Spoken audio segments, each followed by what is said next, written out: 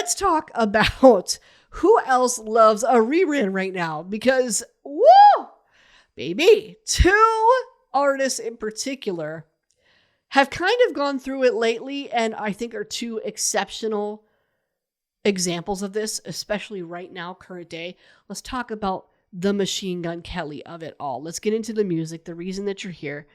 MGK just released a new single. It's a new metal single with new metal icon Fred Durst. It's got people talking for obvious reasons. Reception is divided. Some love Fix Your Face, others hate it. I am neutral on the song itself, but I will say this.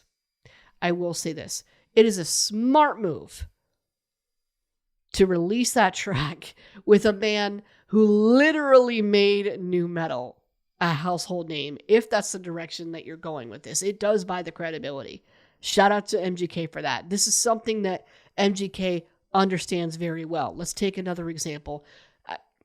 As contentious as the relationship with Megan Fox might be, back in the day, I truly think that that was a smart move to include her in the Bloody Valentine video as his introduction to his pop punk phase or his pop punk world, because that brings in the 2000s nostalgia. We loved her in Jennifer's Body, all the above. So that was a good lead in and a good introduction to, oh, this is what MGK is doing right now anyway. Smart to bring her on for that.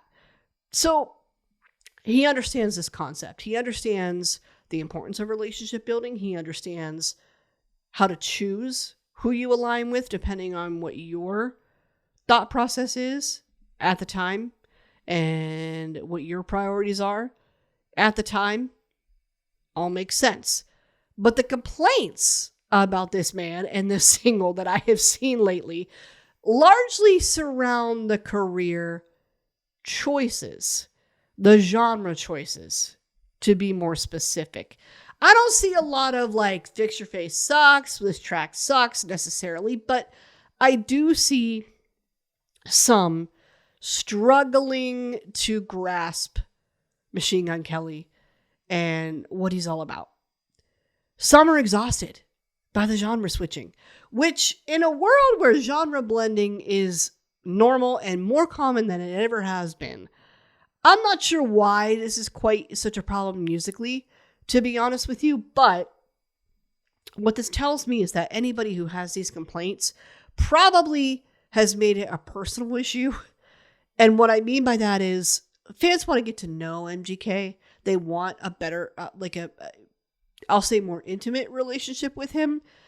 And they want to, for someone who holds that so deeply, to get through the door, so to speak, they want to know what they're buying into. They want to know who MGK is, what he's about, what is he doing, and is he going to be there for me if I've had a hard day and I want to turn his music on? They're asking, is he a rock artist? Is he a rapper? Is he nu metal? Is he pop punk? What's going on? Some are asking what all of it is and what does it all really mean. They need that information before they fully call themselves a fan. That's kind of what I'm hearing when I hear that. And listen, please don't get this twisted either. The man has 9 million followers on Instagram alone. So for the ones that he does resonate with, he does really make an impact. So how loud is that noise really? That's also up for debate. It comes down to your personal thoughts on the matter. If you need someone to be consistent before accepting them and welcoming them and trusting them and building that relationship, fan to musician, right? Fan to artist, maybe he isn't the guy for you.